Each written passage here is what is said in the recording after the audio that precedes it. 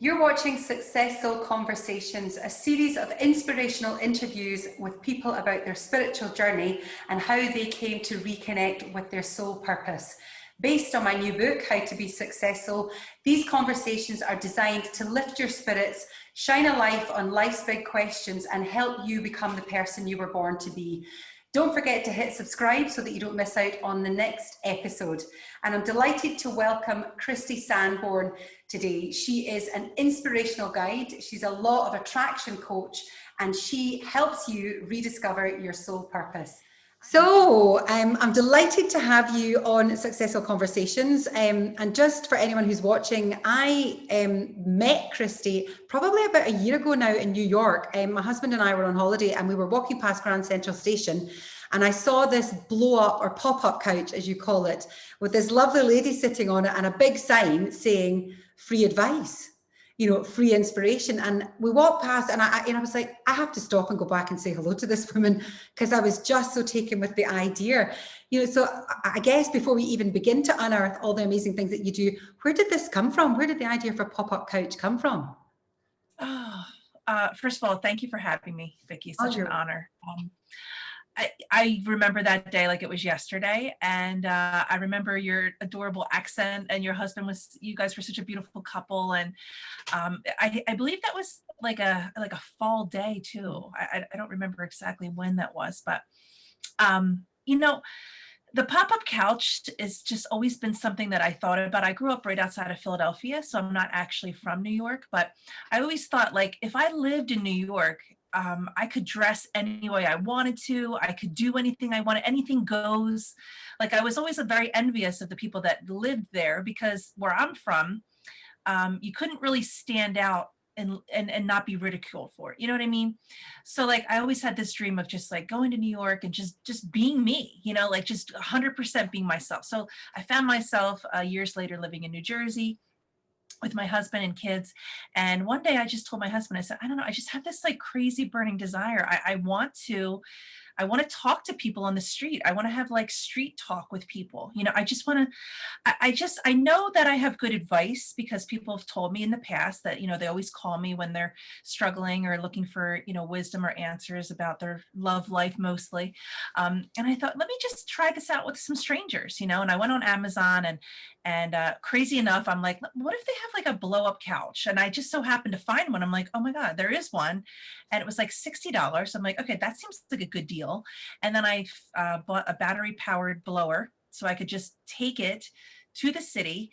So I would take it on the bus. I would walk through the city. I would take the bus from New Jersey to the city, and then I would walk it. I had this like beach cart that I would throw the blow up couch in, and I would just kind of wheel it all the way down. And I thought Grand Central Station would be a really nice place, because outside Grand Central, there's so many different kinds of people, as you know, Vicky, right? Because people from all over the world are coming through there. So it was just my favorite spot to start. I was like, let me just start this, let's just see what happens. And what kind of people came to get in, who sat down? Were they afraid? Did you have to kind of welcome them in, or did you get people that just turned up and sat down? Well, that's a good question.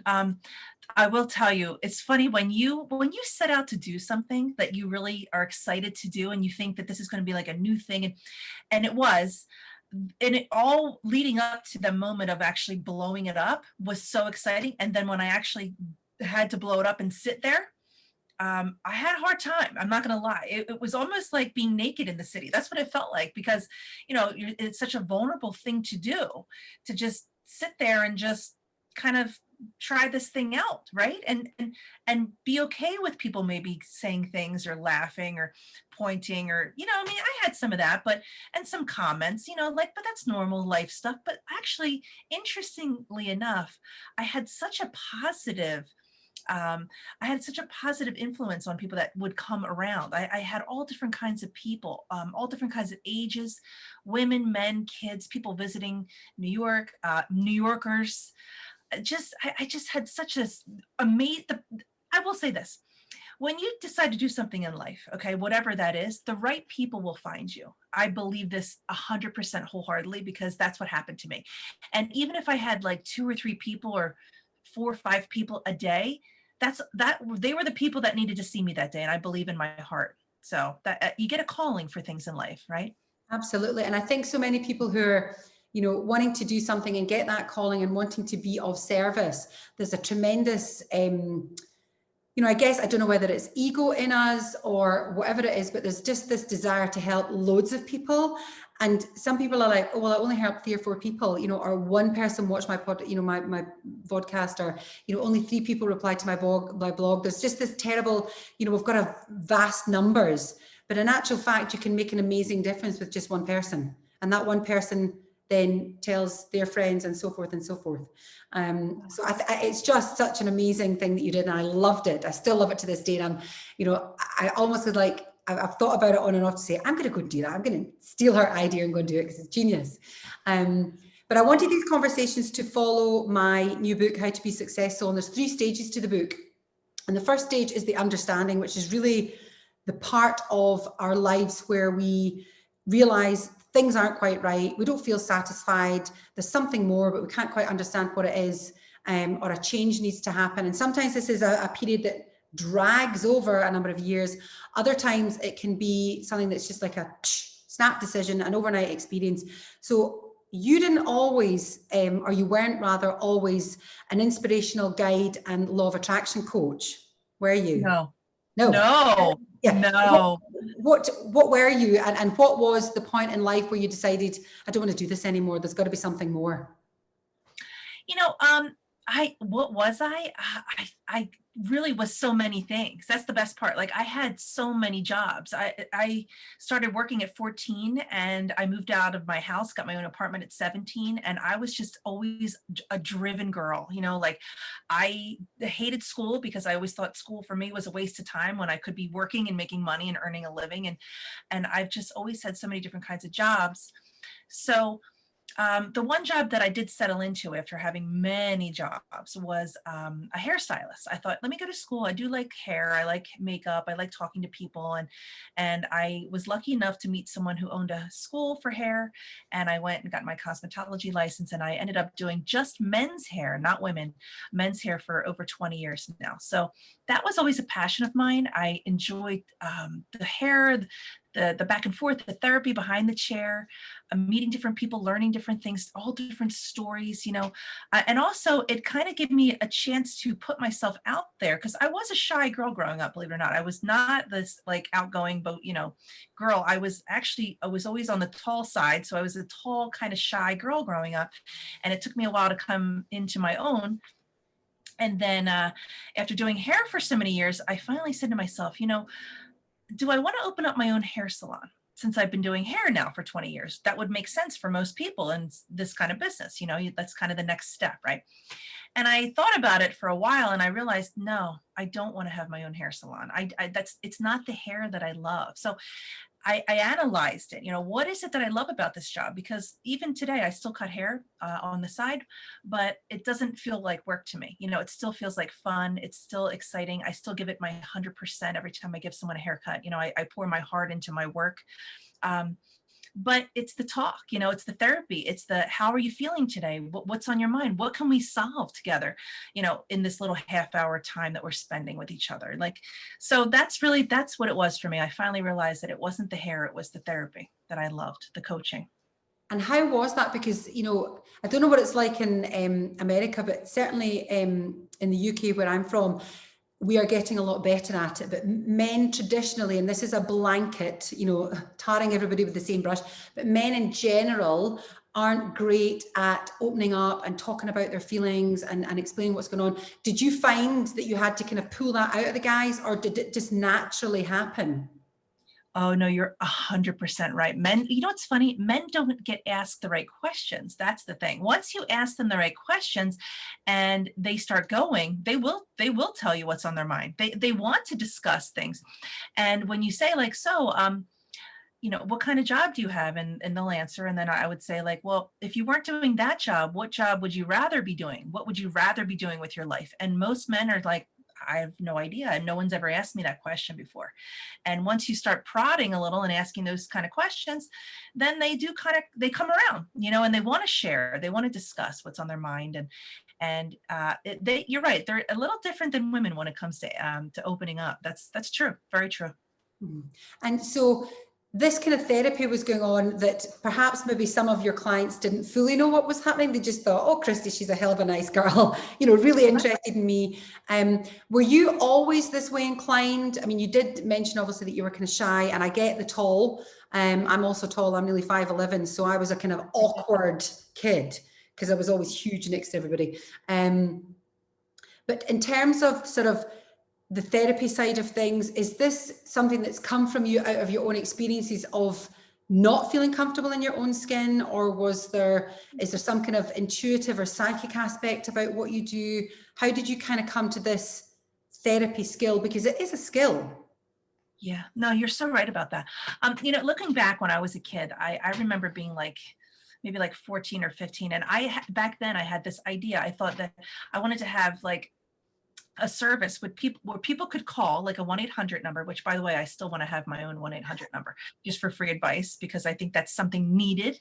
When you really are in a bind and you want quality, inspirational advice, you want wisdom, there should be a number to call. There just should be, kind of at your own risk, but there should be something. But back when I was a kid, I used to think, I wish I could have this service where people could just call and just ask the question, like, here's what's on my mind. I need to bounce this off someone, can you help me? And it was just something that I love helping people. I love giving them new perspectives on old problems. And I've always been an optimist. That's another thing. My whole life, that's a gift, actually, to be an optimist. It's not something that's taught, I don't believe. I think that I was just born, my glass is not half full, it's like spilling over. Every single day of my life, it's spilling over. I mean, there's been tough times in my life, but it didn't last long. I wouldn't allow it to. It takes too much energy for me to be angry or sad. So my happy place is just being happy. I'm just naturally happy, and I work at it. I care about being happy, and I want that for others. I want that for everyone. Which is wonderful, particularly given everything that's going on at the moment. I think a lot of people will struggle to keep that positivity up. But I believe, when we reconnect with our soul self, that positivity is it's constant. There's no need to work at it. So you said that, people come to you for advice and you kind of just instinctively or intuitively know where to guide them. Where do you think this instinct or this intuition comes from? Oh, well, that's a good question. That's a really good question. Where does it come from? Well, it comes from confidence. Number one, you have to be confident with what you're doing, and that goes with any job. If you're not confident, it's probably because you didn't practice enough, or maybe you haven't given yourself the credit, So when I sought out and did the pop-up couch, it was really for the main, the whole objective of it was, let me see if my advice does work. Let me see what kind of advice I can give complete strangers, because I know a lot of people in my life, over the years, and I give them advice, but it's different when you give advice to complete strangers, So I was at the point where I'm like, I think I'm ready to give advice just about anything to anyone. So let me see how this goes. And it went really well. I never really struggled. I was always, I feel like being present with someone is extremely important too, when it comes to being a coach. When you sit next to someone on a couch, even if it is a blow up couch, I was physically, looking at them, my body was turned towards them, and I would give them all of my attention, and I think that's what all of us want, right? We want to be heard. We want to be seen and heard and felt at that level. And it was free. That's the best part. Like, this person didn't have to give me anything. It was just, I'm here for you. Tell me what's going on. Let's talk about it. Get it off your chest, because all of us are walking around with something on our mind or on our chest, right? Most people are. Every day there's something. It's money, it's your relationships, it's your kids, it's your body, it's all kinds of things, right? It's your finances. So what is it? Let's discuss it, and let's see what we can do about it today. Let's get some new tools there for you to use so that you can just start feeling better now. Why wait till tomorrow? Mm-hmm. I love it. It's such a great idea. So you then kind of were in the middle of this hairdressing role at a bit of a crossroads, and you thought, right, I don't want to open a salon, but I like talking to people. Was it an obvious choice? You think, right, I'm going to go down the therapy coach route, or did you spend time kind of working out where you were going to go? That's a great question. So as I was cutting hair for many years, I was at the salon and I decided, you know what, I'm going to go get a waitressing job too, because I need to work on my public speaking. Even though that sounds crazy, but being a server in a restaurant and being a hairstylist are two very different things. Again, because being a hairstylist is kind of glamorous.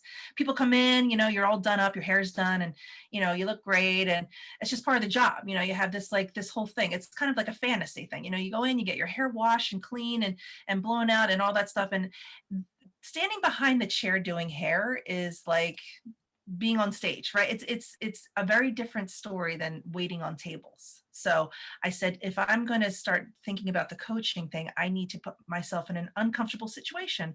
And at 41 years old, going back to waiting on tables, I used to do that in my 20s, but at 41, that's a very different story.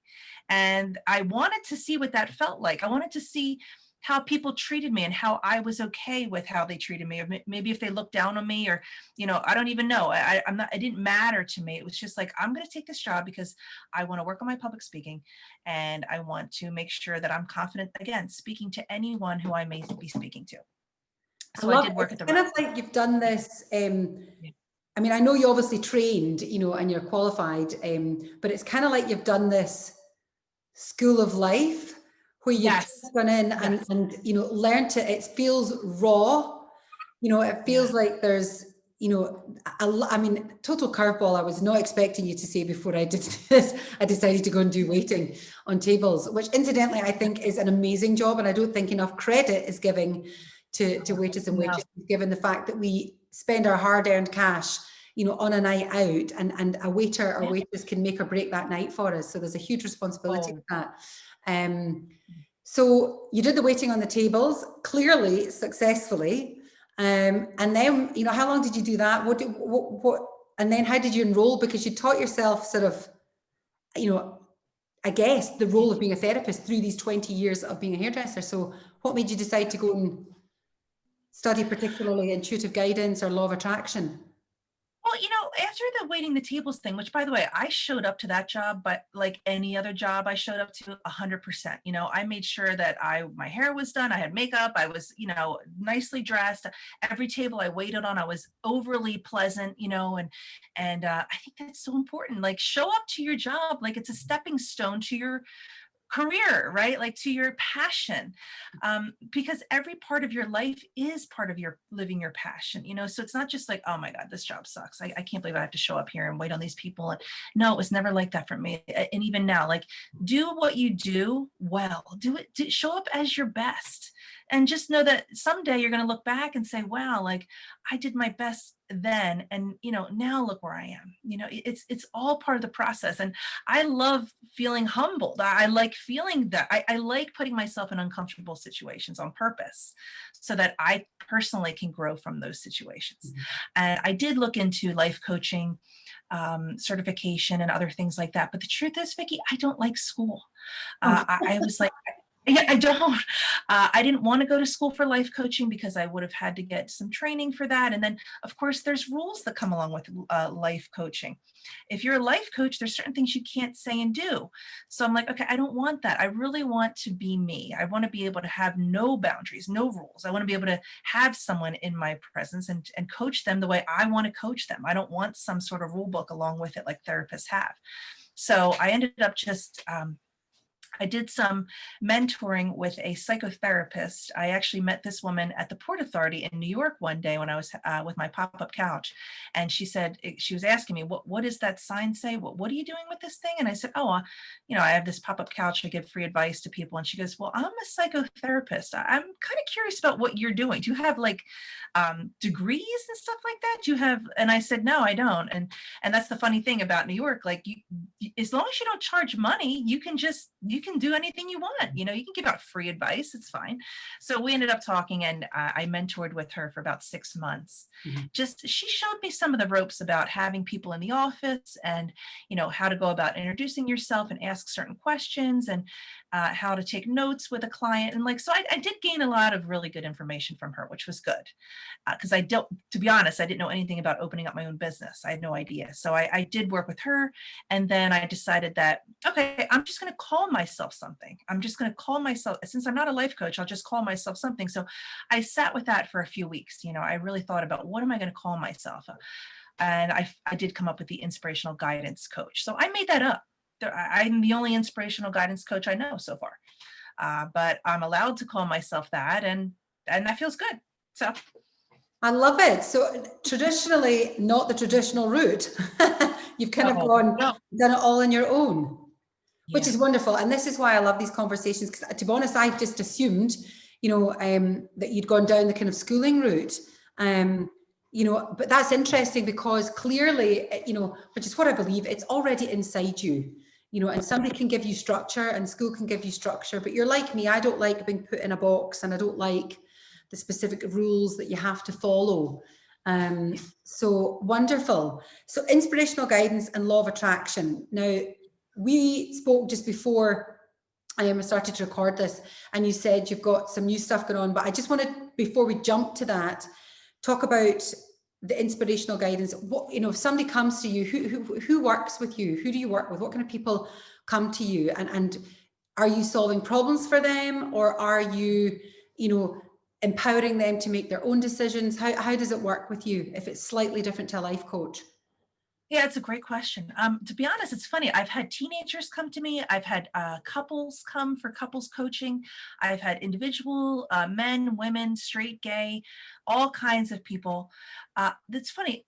I get a lot of people in like a bind. If they're in a situation where they don't know what to do or who to call, they'll call me. They'll call me and just say, hey, do you have like 10 minutes? I just need to run something by you.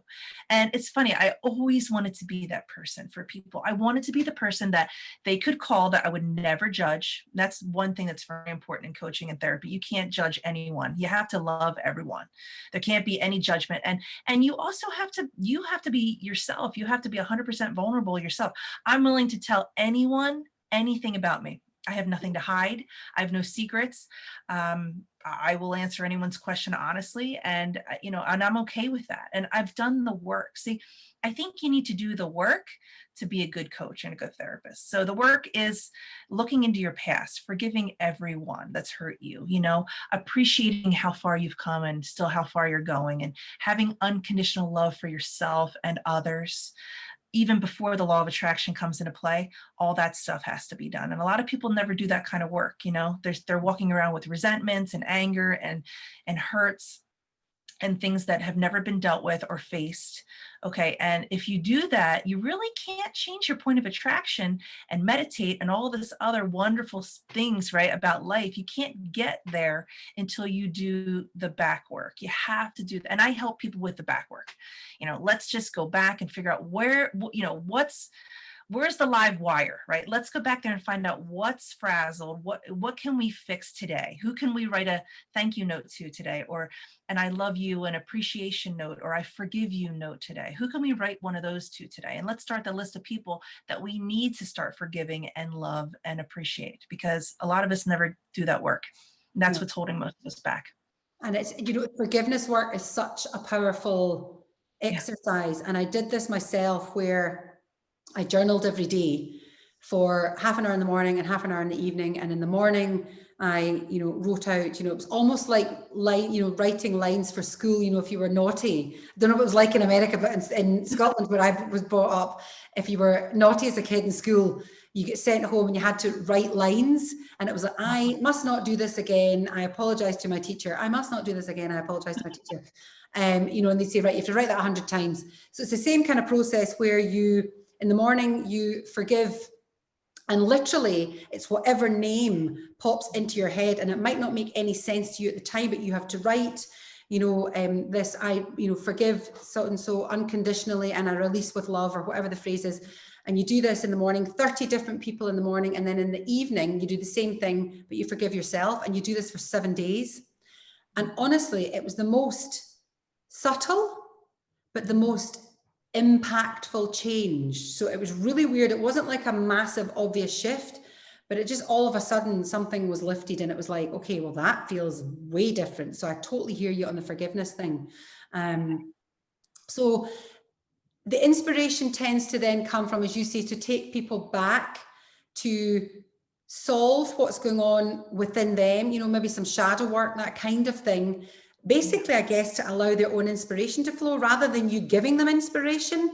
It's kind of empowering them to reconnect with their inspiration. Is that right? Definitely. And I think that once that work's done, most people don't have as much work as they think they do. That's the funny thing. It's just usually just a couple of things that are kind of not dealt with, right? It's the things, and that's where the vices come in, right? It's like if you're drinking every night and you're gambling every weekend and you're shopping every other day, you know, these are just vices for something that you haven't dealt with, you know, because these are all outside things that if you can't get to a happy, well balanced place if you're looking for things outside of yourself.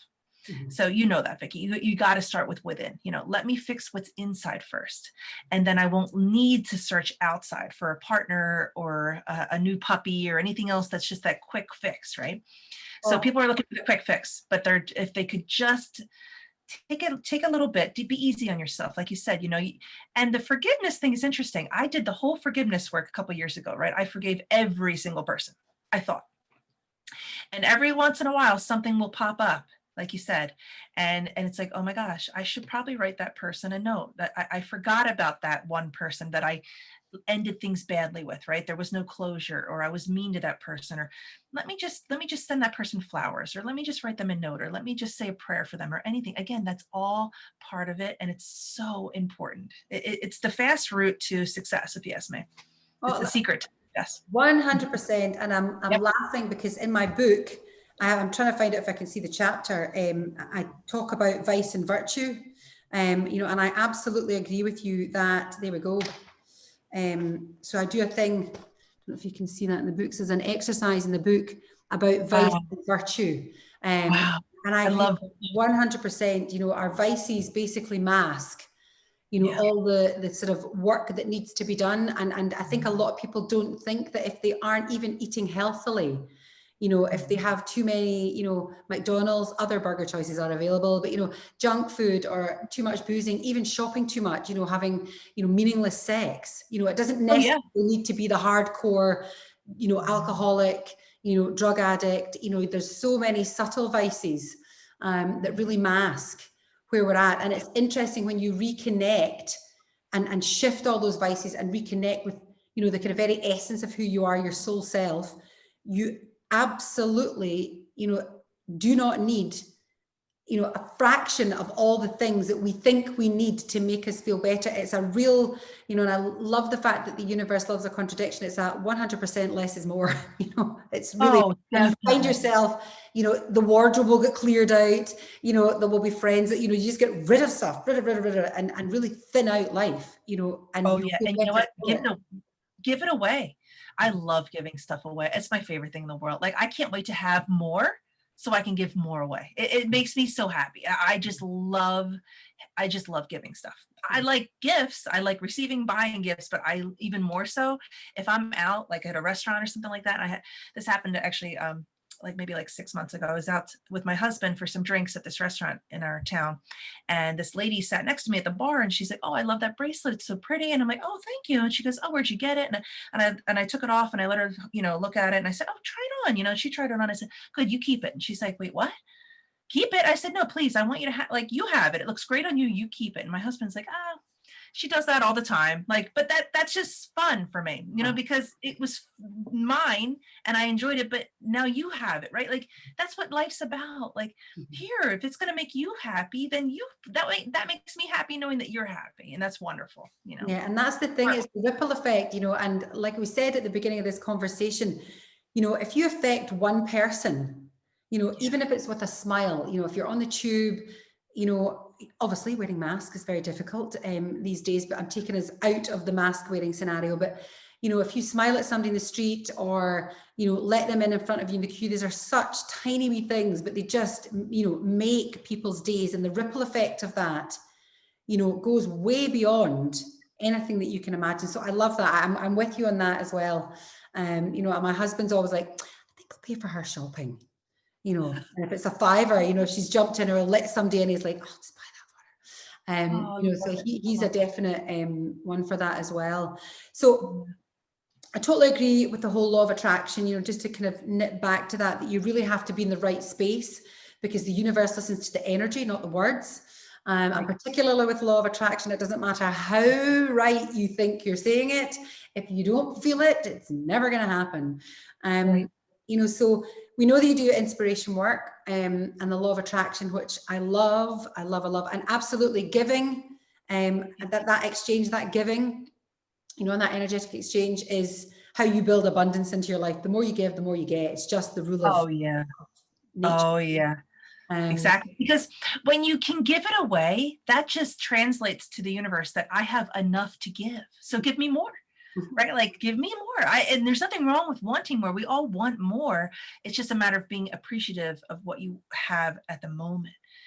Thank you is such a powerful prayer. Even if you don't believe in God, just say thank you. Just be thankful, right? Be thankful for what you have. And be specific, be thankful for, being able to walk out your front door. A lot of people can't do that, or having hands and feet and legs that work, and, and being able to breathe air every day. These are things that we all take for granted, but you can't. You have to be thankful and grateful for where you are and where you're standing. Yeah. Totally, 100% agree. Gratitude as well. Every night I practice gratitude, to the extent that sometimes today I was in the gym and I had a knee operation in February, and I don't teach anymore, but I used to teach yoga. My goal with my knee was I need to be able to kneel. I want to be able to kneel. And it's taken me 7 months. And I literally got down to within a fraction of an inch on the left hand side where my knee was, and I was in child's pose, and I was crying in the gym, and my husband came over and went, "Are you all right?" And I went, "Yes, I'm crying with gratitude. I can kneel." Thank God. You're so right. These things that we take for granted. So I say this to clients as well. There's no way that you cannot be grateful for at least one thing in your life. And as you say, pay it back. God, you're breathing. You're grateful alive. There's people who have been in hospital for months with illness and ailments, so 100%, I totally agree with you in that. We're absolutely aligned when it comes to that. So I'm excited to hear you talked about some new stuff going on. So I don't know what you're happy to share. Sure. So what else are you working on? Because I love all the stuff that you do. Oh, thank you, Vicky. Thank you. I love all the stuff you do too. I think it's a time in life for women just to shine. I think it's time for us to just get up and unite and encourage each other. And I just, it's interesting. My goal every day is just to be better than I was yesterday. And I just want to be, someone that my kids respect and look up to. And I want to be authentic as much as I can, because a lot of my life, I feel like I wasn't as authentic as I should have been. And maybe because I was afraid to really be myself, or I was afraid of being judged, and I'm not there anymore. I think the older you get, the more you realize that just be yourself is your gift to the world, and then work on becoming even more of yourself, becoming someone that, when you leave this world, that people will always say, like, wow, that when she was around, it was always a lighter experience. She made it fun and light and wonderful. And you want to be that person, right? You want to lead by example. I feel like it's such an important thing. Words are easy. Anybody can say, I love you, or I miss you, or I care, but it's how you lead. It's like you said, it's all the small actions, it's letting someone cut in front of you in line and being okay with it, or just holding the door, or just anything. It actually makes life so much more fun. Life is so fun when you look for opportunities to help, like, what can I do to help somebody today? And when I leave the house, and when I go get gas at the gas station, I'm going to talk to the guy pumping my gas. We're going to discuss, how's your day going? I'm going to be present with them. I'm not going to be on my phone, when I'm getting my hair cut. I want to talk to that girl and see how her day's going and what's new. And, when you're cooking, be passionate about your, the ingredients and care. When I'm petting my cat, I'm with my cat, I'm petting the cat and I'm with the cat, and I'm appreciating the cat. And when I walk my dog, it's the same thing. I'm not on my phone. I'm walking my dog. I'm being with the dog. I have this new saying that I kind of coined, and it's be with whatever you're with, be with it. I know it's hard in the day and age right now where we live, that it's so much distractions, right? There's so much, everything's calling, bells are ringing, there, your phone and the TV, but you're missing it. You're missing the good stuff. The juicy part of life is the being with part, you know, just be with whatever you're doing. Which, to be honest, I think, you know, if you look at everything that's going on from a wider perspective, Yes. well, this is what we are being invited to do. Everything, you know, the fast pace of life, you know, and that is going to be mean and uncomfortable for so many people, you know, across the world. We are, you know, jobs lost, livelihoods disappeared, some people having to move house, you know, there's a big fallout with this, you know, so it's going to be more tricky and more challenging for some than others. But for all of us, it's a call to, you're absolutely right, be with, recognize what is happening round about you. Spend time, instead of being distracted by work, by the constant chase for bigger, better, more, the materialistic stuff. You know, we've lost our jobs, so we don't have all that money that we don't have to spend on all the stuff that was trying to make us feel good that actually doesn't make us feel good. You know, so it's a gift, it's a blessing what's going on at the moment. You know, and I don't mean that for, you know, the people who've lost their lives, you know, that's a whole nother story. And I don't want to take away with that, but, you know, we have to find, you know, the positive and the message and everything that's going on at the moment. And you're right, 100%, it is be with. Yes. And you know what too, it's an attitude thing. You know, it's just an attitude of just thinking, if you tell yourself every day that life is always working out for me, not to me. You know, my life is always working out the way it's supposed to. Everything's unfolding the way it's supposed to. As long as you have purpose, you know, and you have appreciation, like you said, you have to practice appreciation. And when you get up in the morning, if you have intentions for your day, you know, every day I wake up and I have intentions for how my day is going to go. And even throughout the day, I take segments of my day and I have a new intention for that segment on top. You know, like in the morning, my intention for the day is to be present, to enjoy it, to be easy on myself, to be kind, to be better than I was yesterday. And if you do that, and then each person you speak to or anything new, like even before you and I spoke today, you know, I gave myself that little bit of space, which space is a gift. Space is one of my favorite things because we all need space with each other, with ourselves. And when you give yourself that little bit of space, that 1 or 2 minutes of time before you move into a new segment of your day, to just, you know, be with yourself and just, what are my intentions to speak to Vicky about? You know, what am I hoping to accomplish with this talk? Be prepared as part of being prepared for life, you know, but of course, looking at it as a positive. You know, I'm excited to talk to you. I've been looking forward to speaking with you.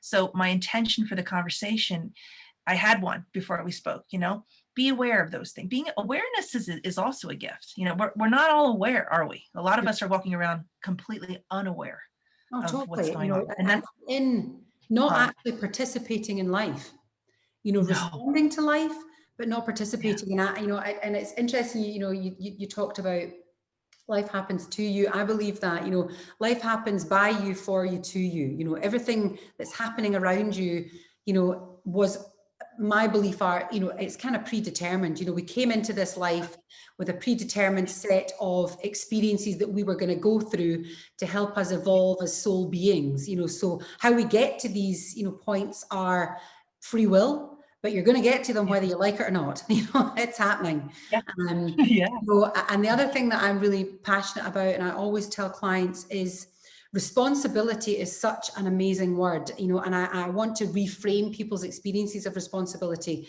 because a lot of people think responsibility is heavy. There's negative connotations to it. It's going to be something that I don't want to do. You know, it's going to be a drag, but in actual fact, it's responding to your ability, you know, and it's a very empowering way to live, because it lets you see what an amazing, capable human being you are. And then you open up all these doors. You get into that as, now is it Abraham Hicks or Esther Hicks talks about this vortex of creation, you know, which is really, you know, the space of pure flow of law of attraction, you know, so you are already a walking law of attraction if you choose to respond to your ability to participate in life, to be aware, you know. So, you know, everything you're saying, and I was going to ask you, have you got any tips or things you can share with people? But just without even asking you that, you've just shared so many, you know, amazing nuggets that people can integrate into their day to have a better day, have a more upbeat, a more positive, a more proactive, a more involved experience. Thank you, Vicky. And I heard something the other day too. I'm always looking for new nuggets, as you say, from like other people who live that, they walk the walk. They don't just talk, I have so many people that on YouTube I listen to. I love Tony Robbins and there's a whole bunch, right? There's so many, but there's something, everyone has different ways of almost saying the same thing, but just with their flair. I feel like the more people that you listen to, the more motivational speakers that I listen to, they're all kind of saying the same thing, just differently, right? I heard something the other day, Jim Rohn, I don't know if you ever heard of him. He was around in the 70s and 80s, inspirational speaker. And he said something about if you have 2 quarters in your pocket, no, it was like, if you have 3 quarters in your pocket and you go buy something for a quarter and you question, should I leave a tip, right? Should I leave a tip on this quarter? The answer is yes. And give both quarters. Like, in other words, give it all. Don't question, should I keep some or if you have a lot, give it. Like and the whole reason why he said is because throughout the day, if you don't give what you have when you think you should, you'll be hard on yourself because of it. You're going to beat yourself up all day long about it. Like, I should have given that little bit more of a tip. I should have given a little, you know what I mean? Instead of just being at peace. Absolutely. And it's a wonderful feeling to be at peace. If you have it, then give it. Just right, just give it. It feels 100%, good. There's I think so many people, particularly, and I'm just going to pick up on the money side of things that you were talking about. So many people have, this kind of abundance issue and this kind of fear around money and lack, myself included. I have spent years, trying to get rid of that, I need to work hard, earn money, security for the future.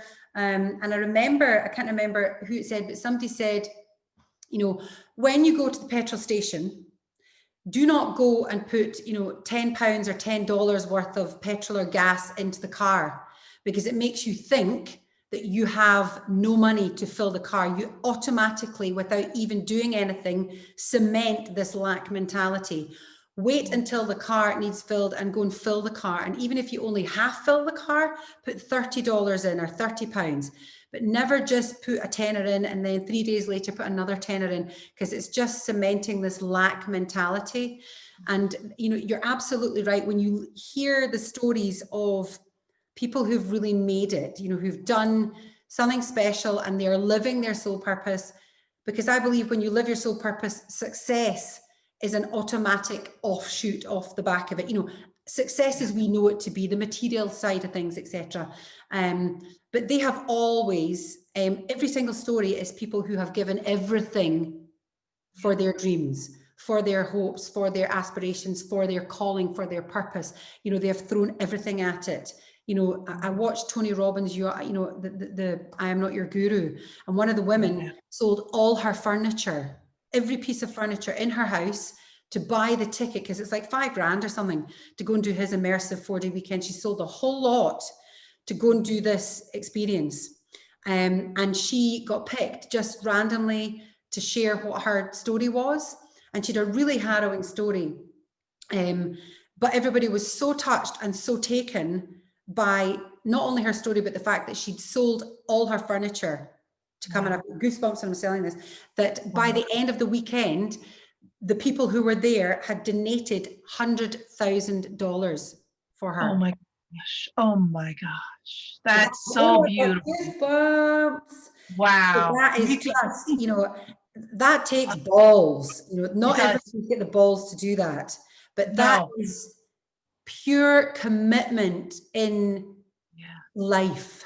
And when you throw everything in, you get more back than you could even possibly imagine in your wildest dreams. That's right. And you know what? That goes with having no fear, though. You got to get rid of the fear. That's another thing you have to face. If you have fear, it's time to face the fear. Just face it, right? Just eliminate it. There shouldn't be anything that you're afraid of. By the time you get to a certain age in life, you really shouldn't be afraid of anything. All right. Because that's just your mind. You're spending too much time in your mind and not enough time in your heart when you're afraid all the time. Yeah, absolutely. I believe that we've spent so long working on our body, working on our mind, which is given us an amazing experience and all the kind of technological advancements and all the rest of it, but we have completely forgotten heart self, soul self, you know, and that's really where the peace is found. You know, it's not found in the body, it's not found in the mind, it's found in, you know, the soul self, your essence, your heart, whatever you, God, one, the universe, you know, whatever resonates with you. I love this, you know, and as you say, it's, you know, everybody is saying the same things, but we need everybody to say the same things so that we say it in all different ways so that it connects with different people. Right. That's right. We all have a different way of delivering the message. That's right. And we're all healers. I think we're just looking for an outlet to share. You know, a lot of people want to give back, but they don't know how to. That's what I love about doing random things for people. You know, I like just looking for new reasons or new ways of giving back that'll shock people. I'm just like, wow, why did you just do that for me? Why would you do that? Well, because I want to. I want to do this for you. And the older you get and the more you get really good at working the law of attraction to, you know, so that it does actually work for you. Then I feel like a lot of stuff gets done behind the scenes. You know, like when I was younger, I would do things because I wanted to thank you. I wanted someone to acknowledge the gift. But now I don't do that anymore. I get the joy from the person that I give something to, not knowing it came from me. I don't want the credit. And that's enlightenment. When you get to a place where you don't want that. It's not about my ego is no longer my enemy. You know, it's in the backseat. You know, you do things just because. You know, I love everyone unconditionally. You know, that was a conversation I had to have with myself one day. I had to love myself unconditionally, and then I had to decide that I wanted to love everyone in this world unconditionally too. And that's something that we can all do. We have to all get to a place of there's no enemies. We're all one. We're all connected, aren't we? We're all from the same place. So let's love each other as one. Yeah. It's almost as if that's a perfect way to wrap this up. You're absolutely bang on the money. I've loved chatting to you, and I just want to give you the opportunity to share how people can work with you. So if people are inspired by what they have watched and heard, you know, how can people come and work with you? Because I guess you can work with anyone all over the world with the type of work. Sure. So thank you, Vicky. Oh, thank you, Vicky. Absolutely. Yeah, I do a lot of Zoom calls or phone calls for sessions. I offer 1-hour guidance coaching sessions.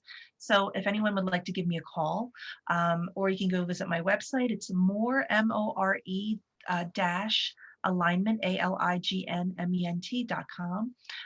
So yeah, if you want to just reach out to me, if you need advice about something, if it's just like a question that you have, it's no problem. If you would like more help with me, I would love to just spend some time with you, and maybe we just need a couple sessions together to kind of clean up some stuff that's been blocking you. Anything that I can do to help, it's always my pleasure. So yeah, if anyone wants to reach out to me, they're absolutely more than welcome to go ahead and just, you know, check my website or just shoot me an email. That would be wonderful. Wonderful. Thank you so much. And I will put everything into the comments. So all the kind of way that people can connect with you on social media, your website, etc. Thank you so much. Honestly, I could just chat to you all night, and you know, I'm going to look back because I'm sure it was definitely around about this time in October that we caught up in Grand Central Station, and it's definitely in my plan to come back. You know, look, Vicky, let's have dinner next time you come. I would love to. It's on me, girl. I would love to. And listen, thank you so much. It's been an absolute pleasure. Christy, take care. Thank you.